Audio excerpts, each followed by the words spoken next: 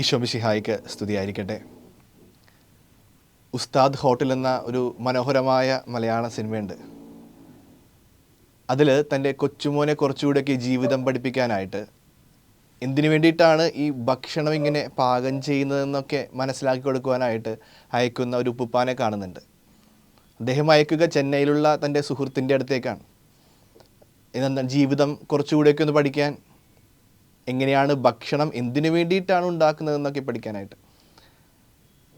ഈ ചെറുമകൻ അവിടെ ചെന്ന് കഴിയുമ്പോൾ എത്തിച്ചേരുന്നത് ഒരു താജിൽ എക്സിക്യൂട്ടീവ് ഷെഫായി ജോലി ചെയ്യുന്ന ഒരു സഹോദരൻ്റെ അടുത്തേക്കാണ്.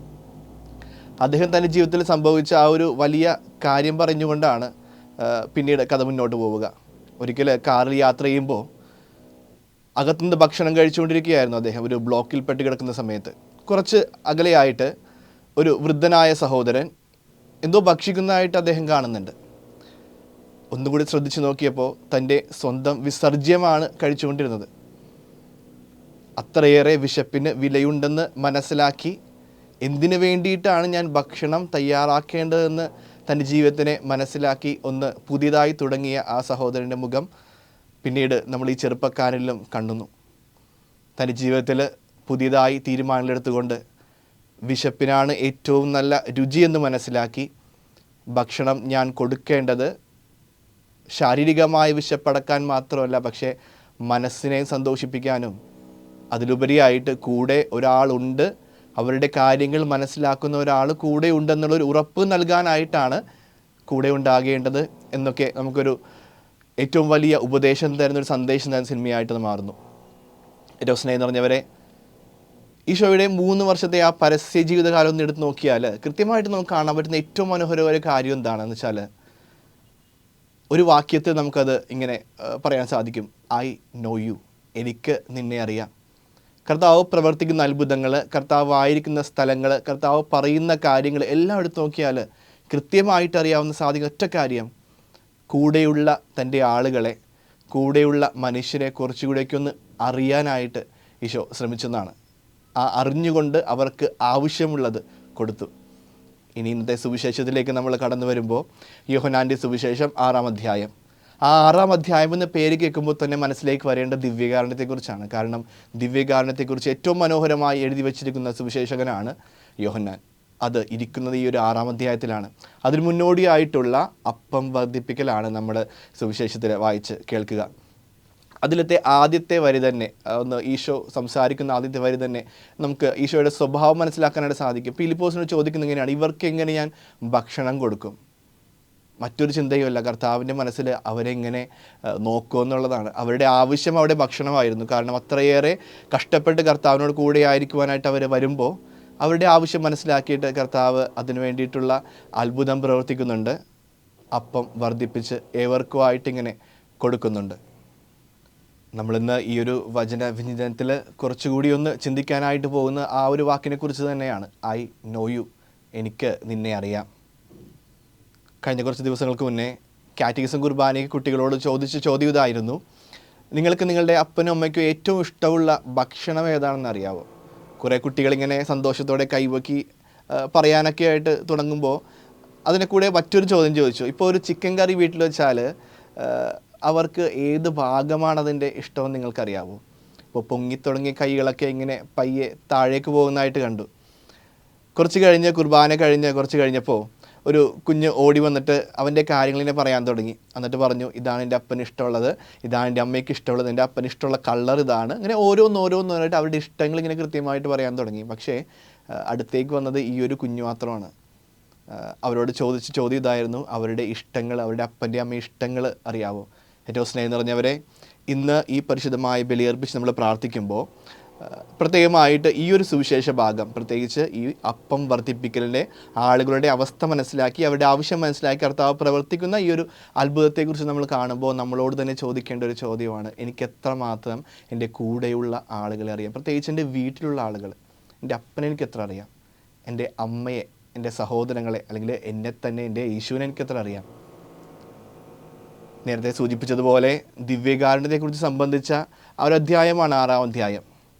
കർത്താവിന് കൃത്യമായിട്ടും അറിയാമായിരുന്നു നമുക്ക് ഏറ്റവും ആവശ്യമുള്ളത് ഈ ഒരു ഭക്ഷണമാണ്. അത് ഈശോ തൻ്റെ ശരീരത്തെ നമുക്ക് ഭക്ഷണമായിട്ട് തന്നെ, ഭക്ഷണത്തിൻ്റെ രൂപത്തിൽ തന്നെ തരാനായിട്ട് ഉദ്ദേശിച്ചത് അതുകൊണ്ട് തന്നെയാണ്. കാരണം നമ്മുടെ വിശപ്പിനെയാണ് കർത്താവ് മുന്നിൽ കണ്ടത്.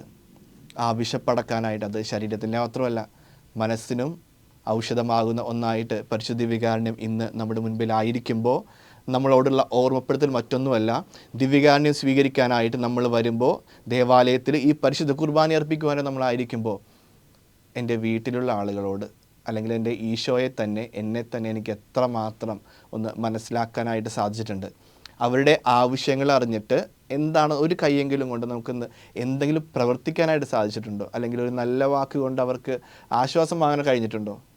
അങ്ങനെയെങ്കിലും മാത്രമാണ് ഈ ദിവ്യകാരുണ്യം സ്വീകരിക്കാനായി നമ്മൾ അവിടെ ആയിരിക്കുമ്പോൾ എനിക്ക് യോഗ്യതയോടുകൂടെയാണ് അത് സ്വീകരിക്കാൻ സാധിക്കുന്നതെന്ന് പറയാൻ പറ്റുള്ളൂ. അല്ലെങ്കിൽ കർത്താവ് ചെയ്ത അത്ഭുതങ്ങൾ, കർത്താവിൻ്റെ ജീവിതമൊക്കെ നമുക്കൊരു ചോദ്യചിഹ്നമായിട്ട്, ക്രിസ്തു ശിഷ്യൻ എന്ന നിലയിൽ നമ്മുടെ മുൻപിലൊരു ചോദ്യചിഹ്നമായിട്ട് ഉറപ്പായിട്ടും അവസാനം വരെ നമ്മളോട് ഇങ്ങനെ കൂടെ ഉണ്ടായിരിക്കും.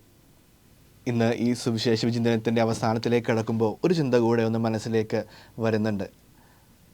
കർത്താവ് ഈ ഭക്ഷണം കൊടുക്കാനായിട്ട് ഈ ആളുകളെ ഇങ്ങനെ ഇരുത്താനായിട്ട് പറയുന്നുണ്ട്. ആ ഉള്ള സ്ഥലത്ത് ഇങ്ങനെ നിരത്തി ഇരുത്തുന്നുണ്ട്. നമുക്കറിയാം ആ ഒരു സമയത്ത് കുറേയേറെ ഐത്തങ്ങളുണ്ടായിരുന്ന ഒരു കാലമായിരുന്നു. കർത്താവിനെ ഇങ്ങനെ കൂടെ ആയിരുന്നവരിൽ, ശിഷ്യരായിട്ടായിരുന്നവരിൽ, കർത്താവിൻ്റെ വാക്കുകൾ കേട്ട് അത്ഭുതങ്ങൾ കണ്ട് അത് നേടിയെടുക്കുവാനായിട്ട് വന്നവരിൽ ഉറപ്പായിട്ടും യഹൂദരും വിജാതീയരും സ്ത്രീകളും പുരുഷന്മാരും കുട്ടികളടങ്ങുന്ന പല വിധത്തിലുള്ള ആളുകൾ ഉറപ്പായിട്ടുണ്ടായിട്ടുണ്ടാകും. പക്ഷേ കർത്താവ് ആവശ്യപ്പെടുക എല്ലാവരും അവിടെ ഒരുമിച്ച് ഭക്ഷണത്തിനായിട്ട് ഇരിക്കാനാണ്. ഇത് ഈ ദിവ്യകാരുണ്യത്തിനെ ഓർമ്മിപ്പിക്കുന്ന മറ്റൊരു വലിയ സത്യം. അവിടെ വലിപ്പ ചെറുപ്പമില്ല, ഐത്തങ്ങളില്ല, ശുദ്ധിയുള്ളതോ ശുദ്ധിയില്ലാത്തതോ എന്ന് മനുഷ്യർ വേർതിരിക്കുന്ന ആ വേർതിരിവുകളില്ല. കർത്താവിൻ്റെ മുൻപിൽ എല്ലാവരും തുല്യരാണ്. ഈ ദേവാലയത്തിൽ നമ്മളായിരിക്കുമ്പോൾ നമ്മളോടും കർത്താവ് പറയുക, നിങ്ങളിവിടെ ആയിരിക്കുന്നത് നിങ്ങളുടെ വലിപ്പമോ ചെറുപ്പമോ കൊണ്ടല്ല, നിങ്ങളുടെ നിറം കൊണ്ടല്ല, നിങ്ങൾ പുരുഷനാണോ സ്ത്രീയാണോ എന്നൊന്നും വിചാരിച്ചിട്ടല്ല, പക്ഷേ എൻ്റെ മുൻപിൽ എല്ലാവരും എനിക്ക് മക്കളാണ്. അതുകൊണ്ട് തന്നെയാണ് ഈ അപ്പൻ മക്കൾക്ക് ഭക്ഷണം കൊടുക്കുന്നത് പോലെ, അമ്മ മക്കൾക്ക് ഭക്ഷണം കൊടുക്കുന്നത് പോലെ കർത്താവ് ദിവ്യകാരുണ്യം നമുക്കായിട്ട് നൽകുന്നത്. അപ്പം വർദ്ധിപ്പിച്ച് ഓരോ കുർബാനയിലും നമുക്കായി അവിടെ നമ്മുടെ ഹൃദയത്തിലേക്ക് വന്ന് നിറയുന്നത്. ഏറ്റവും സ്നേഹം നിറഞ്ഞവരെ, ചുരുക്കുകയാണ്. 2 കാര്യങ്ങൾ മാത്രം ഒന്ന് മനസ്സിലേക്ക് അവസാനമായിട്ട് കൊണ്ടുവരിക.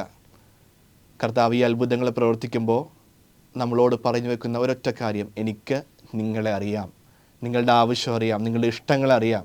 നമ്മളോടുള്ള ചോദ്യം, എത്രമാത്രം എനിക്ക് എൻ്റെ ഈശോയെ അറിയാം, എനിക്ക് എന്നെ തന്നെ കുറച്ചുകൂടി മനസ്സിലാക്കാനായിട്ട് കഴിഞ്ഞിട്ടുണ്ട്. എൻ്റെ കൂടെയുള്ള എൻ്റെ അപ്പൻ്റെ അമ്മയുടെ ഇഷ്ടങ്ങൾ, എൻ്റെ കൂടെയുള്ള സഹോദരങ്ങളുടെ ആവശ്യങ്ങൾ മനസ്സിലാക്കി പ്രവർത്തിക്കാനായിട്ട് എനിക്ക് കഴിഞ്ഞിട്ടുണ്ടോ? അതോടുകൂടെ ആരെയും വേർതിരിച്ച് കാണാതെ, മാറ്റി നിർത്താതെ എല്ലാവരും ഒന്നിക്കുന്ന ഇടമാണ് ഈ പരിശുദ്ധ ദിവ്യകാരുണ്യത്തിൻ്റെ മേശയെന്ന് മനസ്സിലാക്കി മുന്നോട്ട് നീങ്ങുവാനായിട്ട് നമുക്ക് സാധിക്കട്ടെ. ഈശോയുടെ കണ്ണുകൾ പോലെ മറ്റുള്ളവരെ കരുണയോടെ നോക്കുന്ന കണ്ണുകളായി, ഈശോയുടെ കരങ്ങൾ പോലെ മറ്റുള്ളവർക്ക് ആവശ്യമുള്ളത് കൊടുക്കുന്ന കരങ്ങളായി, ഈശോയുടെ കാലുകൾ പോലെ മറ്റുള്ളവരുടെ അടുത്തേക്ക് ഓടിയെത്തുന്ന കാലുകളായി നമ്മെ തന്നെ ഈശോയുടെ പോലെ ആക്കി തീർക്കാനായിട്ട് ആ വലിയൊരു യജ്ഞത്തിലേക്ക്, ആ വലിയൊരു കൃപയിലേക്ക് എത്തിച്ചേരാനായിട്ട് നമുക്ക് സാധിക്കട്ടെ. അമ്മ ത്രേസ്യ പറയുന്നത് പോലെ ഈശോയുടെ കൈകളും കാലുകളും കണ്ണുകളൊക്കെ നമ്മളാണ്. അത് ഓർമ്മയിരുന്നു കൊണ്ട്, അത് ഹൃദയത്തിൽ സ്വീകരിച്ചുകൊണ്ട് മറ്റുള്ളവരുടെ ആവശ്യമനുസരിച്ച് പ്രവർത്തിക്കുവാൻ ഈശോ നമ്മളെല്ലാവരെയും അനുഗ്രഹിക്കട്ടെ. അതിനായി പ്രത്യേകമായി നമുക്ക് പ്രാർത്ഥിക്കുകയും ചെയ്യാം.